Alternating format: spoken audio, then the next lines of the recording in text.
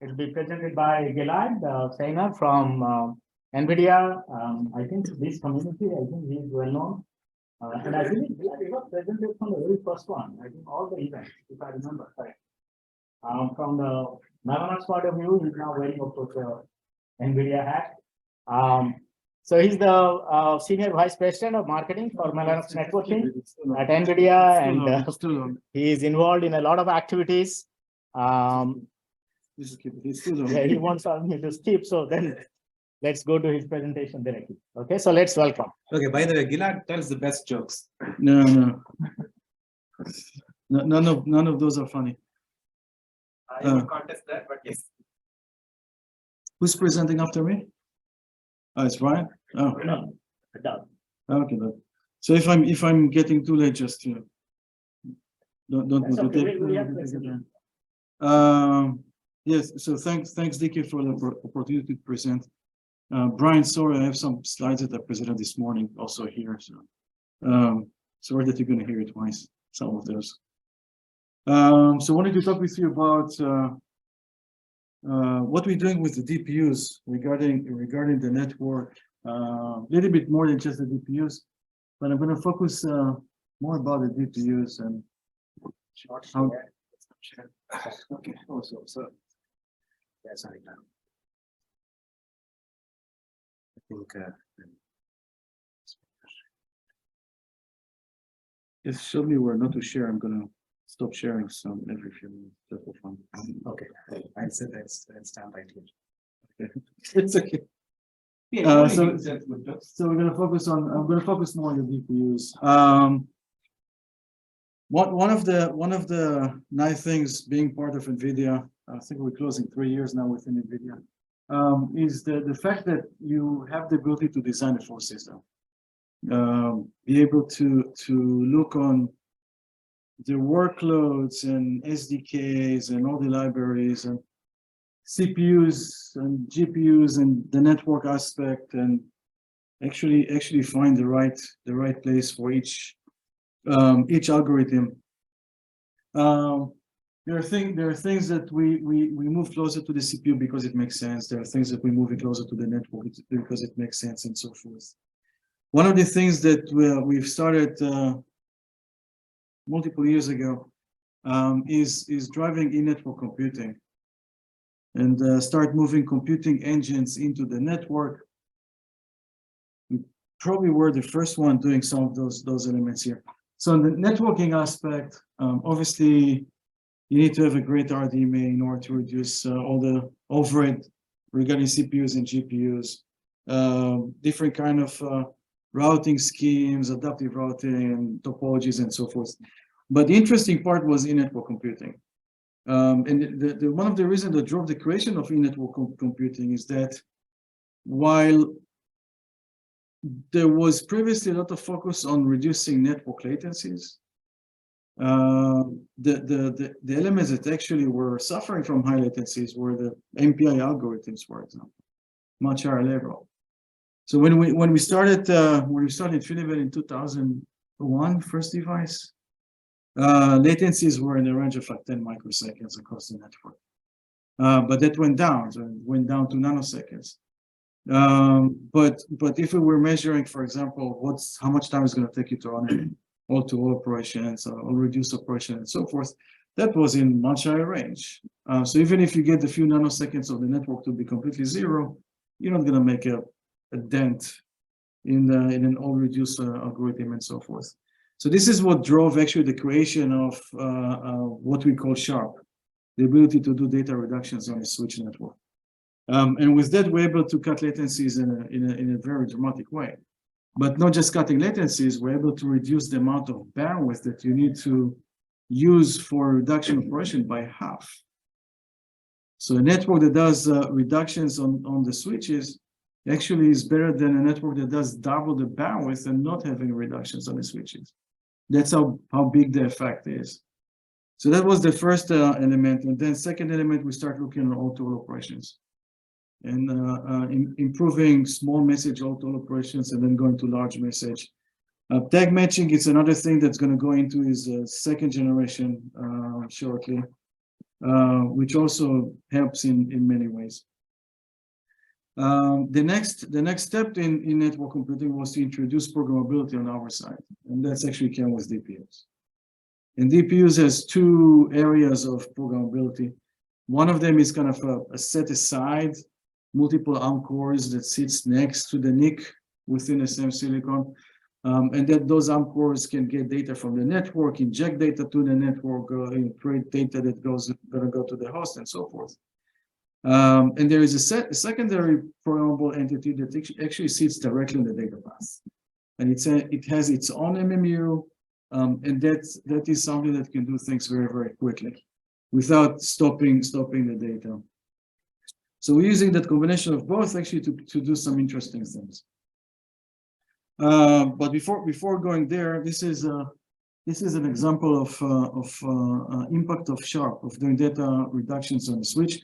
This is taking from Selene, so that's actually HDR. That's the 200 gigabit per second InfiniBand generation. We're going to release shortly the results of 400 gigabit per second InfiniBand NDR, which is running on a system called EOS. Pre-EOS, which is a smaller portion or kind of the system that we built before EOS, is now number 14, I think, on the top 500, one of the new systems. So on the 200 gigabit per second on HDR, you can see here performance of reduction operations. The dashed line is doing reductions on the host, and the solid line is doing reductions on the switch. And there is multiple lines because we're adding more and more GPUs. The yellow one, LaserWorks. The yellow line here, for example, this is 128 GPUs, and then we go up to 256. Out the way, the green line is 1K GPUs, for example. Doing reductions on the switch or reduce, essentially you get the same performance regardless of the number of GPUs, and you get the maximum level of performance. Doing reductions on the host, when you have more GPUs, actually the gap increases. So essentially you are 2x difference. That's what makes InfiniBand a great network for AI data centers, for example.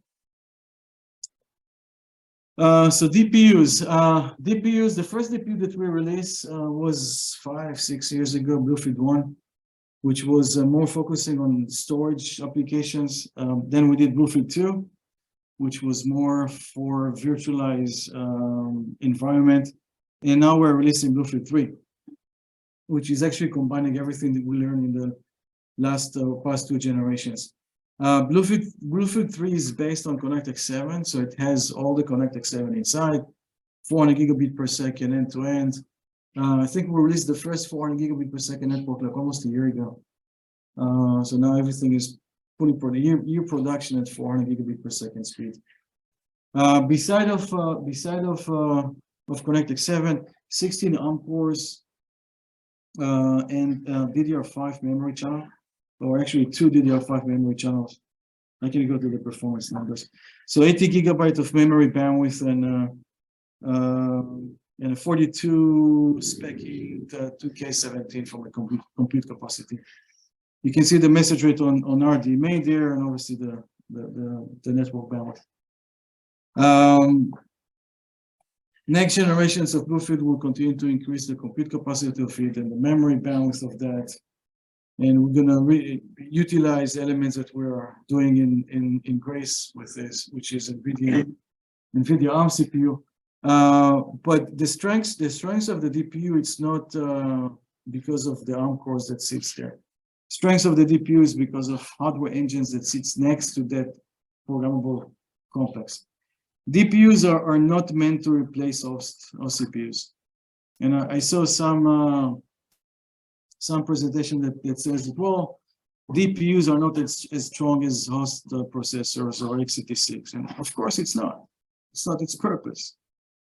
It's never going to be something like that. You know, its purpose, the purpose of the DPU is to bring compute to the network in order to do several things. One thing is to run the infrastructure. So all cloud infrastructures are moving to use DPUs because they can run the cloud workload, the infrastructure workload on the DPU, and not doing that on the CPU. to separate the infrastructure domain from the application domain, which is critical for security. A second application, which is also kind of tied to the infrastructure workload, is storage. Running storage on the DPU means that you're moving the file system client from the host around on the DPU, so you are limiting the noise that comes with it. You bring more security and control because the DPU is the device is going to mount storage on the storage, so you can decide which user can go to which storage. DPUs includes engines for compression and decompressions and checksums and so forth that offload a lot of the storage over it. And the DPU can present itself as any PCI Express device, including file system, including flash device. So you can use the DPU as a local flash, quote unquote, while the DPU actually using a remote flash or disaggregated storage. So there's a lot of advantages to use the DPU for storage application, and of course a big reason to use the DPU for the infrastructure management, security isolations between tenant and network isolation, because that's critical for cloud infrastructures. Another application of that, it's actually taking that into communication frameworks, and in particular MPI. So with generation to generation, we're adding more in-network computing engines. The switches, by the way, now in the third generation of Sharp. The first generation of data reduction was in EDR, 100 gig, where Sharp was just for small message reduction. HDR, we added large message reduction, and in NDR, we are running 64 large message reduction trees concurrently on every switch, and do that at 400 gigabit per second speed. ConnectX, everything that is in ConnectX is in the DPU. And new elements are around tag matching, offloads, and all-to-all engines. And beside of that, we added computational storage. We added capabilities of doing encryption and decryption on the DPU, which means that if someone wants to build a secured portion inside of the data center, the DPU can help create something like that. So you can create an encrypted enclave inside of a supercomputer, and that encrypted enclave can be used for specific users, specific workloads, and not being exposed to anyone outside. So it brings also the security element into that. From a system build-up perspective, the DPU comes with its own management port. And the reason that it comes with its own management port is because if you want to use the DPU to completely manage the data center, to completely provision the data center, you want to separate the management element of the DPU from any other management of the data center. That's the reason. So there is every server, typically you have a management port, which is the one here, but the DPU comes with its own, and you can create another management network for the DPU itself. Through that management network, you manage the DPU. So you can put the operating system on the DPU. Sorry. And today you can use Ubuntu, or you can use Rocky Linux running on the DPU. I'm going to steal one. And that's one thing. The second thing is to load services into the DPU. And the third one is actually you can provision the entire server from the DPU. The DPU sits on the BMC of the server, connects to the BMC of the server. So from the DPU, you can load the operating system to the server, you can clean residual information, you can actually completely provision the server and do the multi-tenant security and isolation. So instead of connecting to the servers and using the host CPU to manage the box, here you actually do everything from the DPU. That means that you have a full separation between the infrastructure domain the infrastructure domain, which the sysadmin manage, versus the application domain where the end users are running on. So when we looked on the DPU, we realized that we can use the DPU to overcome multiple bottlenecks or performance bottlenecks that it was hard to try and overcome just using the CPU for that. The first one was overlapping. Be able to achieve overlapping on one side and on the other side, not to impact on application performance running on a CPU. So doing overlapping on a CPU, it's easy. Because you can separate or have dedicated cores to run MPI and use the rest of the cores to run applications. So doing overlap is easy, but the thing is once you use the CPU for that, you're going to lose application performance. Because you're going to take away memory IO bandwidth from the core that's running application and so forth. So you can achieve overlapping, but it's not effective because you're losing performance. On the other side, if we are running non-blocking collectives on the DPU, then the DPU can progress those collectives and it does not impact the memory IO of the CPU. So we can achieve overlapping and improving application performance. So with DPUs, essentially it's the first time that we can use non-blocking collectives and actually gain performance from them. Load imbalance was a second bottleneck. And load imbalance or the issues of slow node that impact the entire system performance. The idea here is that moving MPI to be done on the DPU means that the DPU can progress MPI even if the CPU is still running the compute process. So in that case, we don't need to wait. We're not being slowed down because of slow nodes. I actually can finish almost the entire MPI multi-process communication, even if there are some nodes that are still working on or CPUs that are still running. Jitter, obviously, moving elements to the DPU means that you reduce the effect of system noise and jitter, and the jitter because of the file system process running on the client, and so forth. Multi-job isolation was another element. Make sure that in a multi-job environment, one job cannot impact another job performance, which is another big issue in multiple environment. There's some other bottlenecks, but those are the bottlenecks that we start with. And by moving elements to the DPU, we were able to solve some of those bottlenecks already. Now, as part of the software side of things, we created SDK and runtime, which is called DOCA. DOCA enables to program the DPU on one side, and also enable to put services, runtime services on the DPU itself. We are putting runtime services for UCC, for collective operations, and for UCX for point-to-point, storage services, telemetry services, and so forth. And those services can be used by the application running on top. There are other entities, by the way, that are creating their own services, and they're going to load it on the DPU that they're running, and so forth. There is also an open source project to enable programmability of DPUs, which is part of OpenSnappy under the UCF consortium, and there is a collaboration with the folks from Barcelona Supercomputing Center that are creating OpenMP, open source OpenMP for DPUs. So the way that we implement things or providing those services is actually by creating service processes that runs on the DPU, and each process, each MPI process that runs on the host connects to a specific service process that runs on the DPU, and a service process that runs on the DPU can work with multiple MPI services that are running on the host.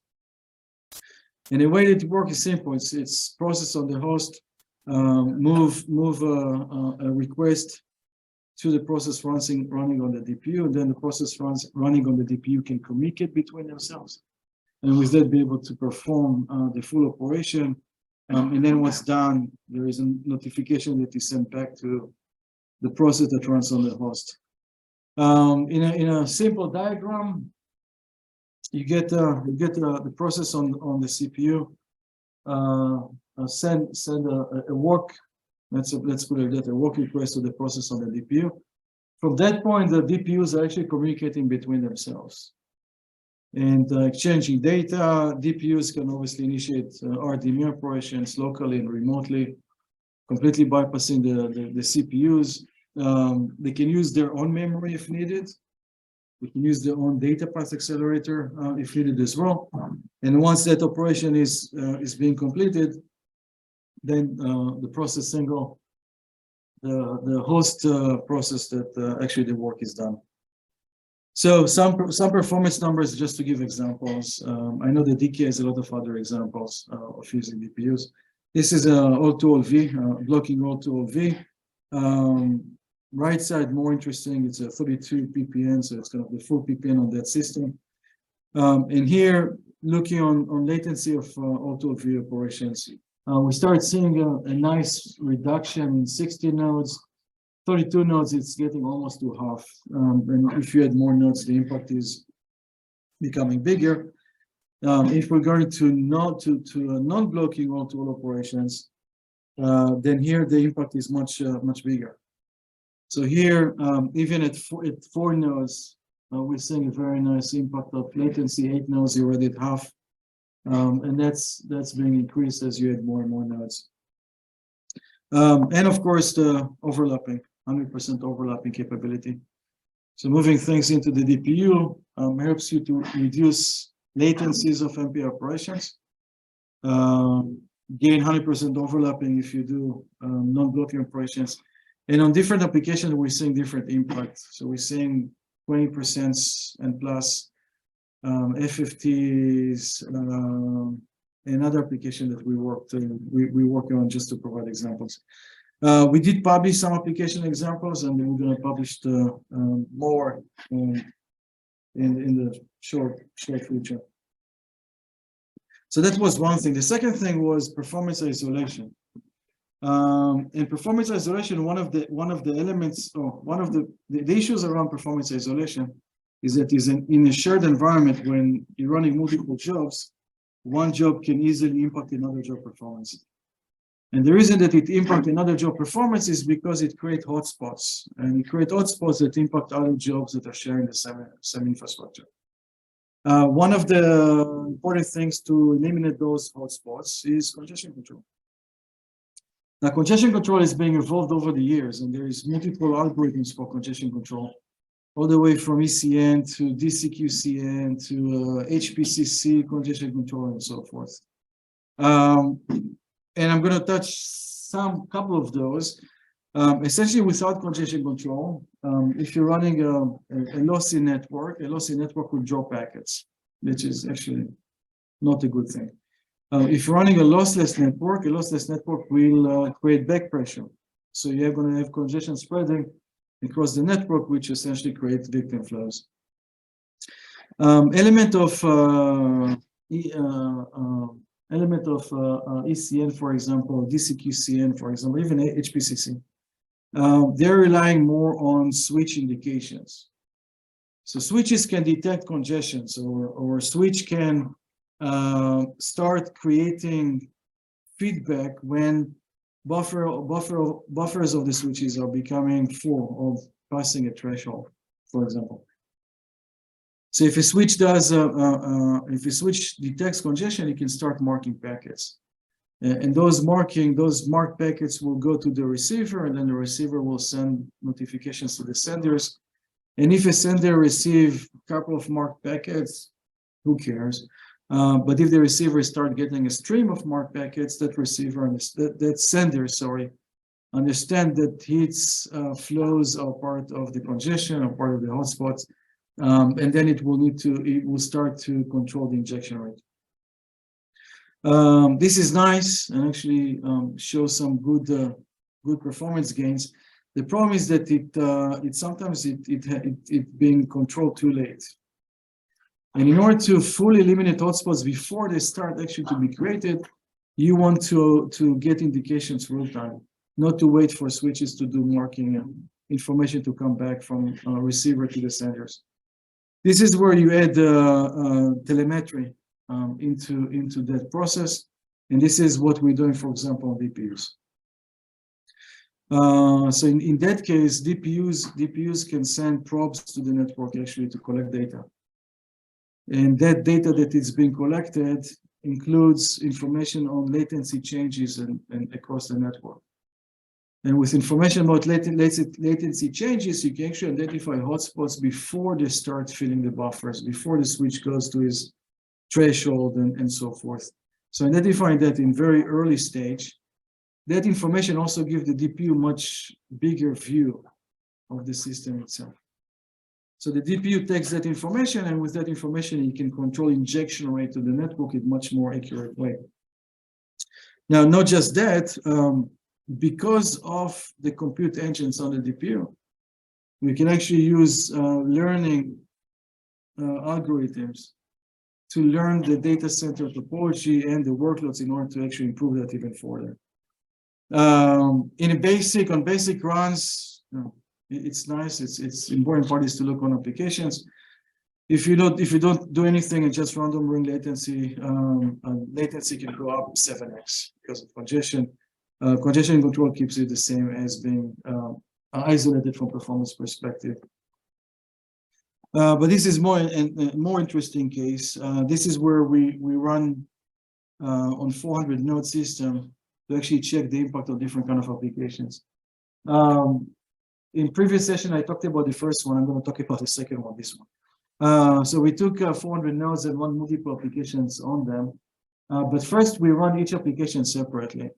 So for example, if I'm looking on the second set, this one is AMG.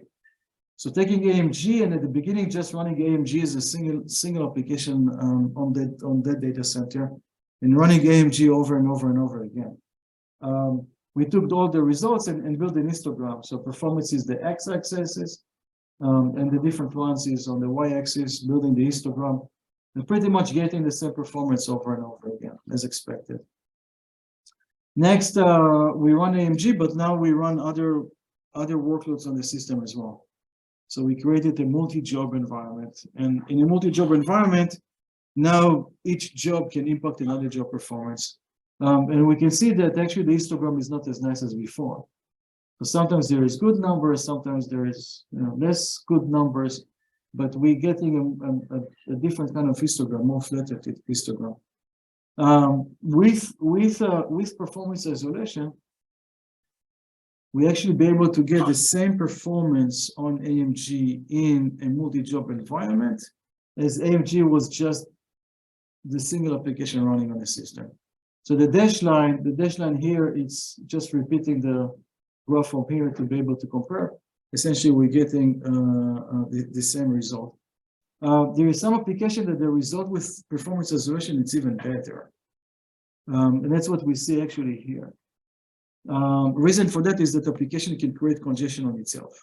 So application can harm its own performance in that sense.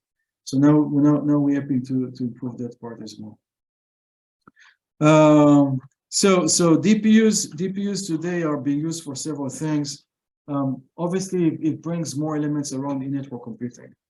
So there is in-network computing in a fixed hardware engines, for example, reductions, barrier, broadcast, all-to-all, tag matching, and so forth. And then the programmable engines helps you to actually bring more things. That's my last. So that's one thing. Computational storage, compressions, decompressions, the checksums, NVMe emulation, a lot of things around storage, running the file system process on the DPU. A lot of computational storage. Performance isolation we talked about, which also use enhanced telemetry, for example. Security, moving the infrastructure workload to run on the DPU, completely isolate the application infrastructure from the application side from the infrastructure workload. So you get security, and with that security, you can create secured enclaves inside of a supercomputer. So for example, if you want to run a life science simulation using personal data and so forth, which you need to protect in data center, you can do that with DPUs as the DPUs created encrypted enclaves. There is more services and more things being done on DPUs, but we need to keep some data for next ExaComm. So I think I can say that I'm meeting all of those one after the other. There's probably time for one question, I guess, if there is one. So we have one question. This one you are doing order use acceleration.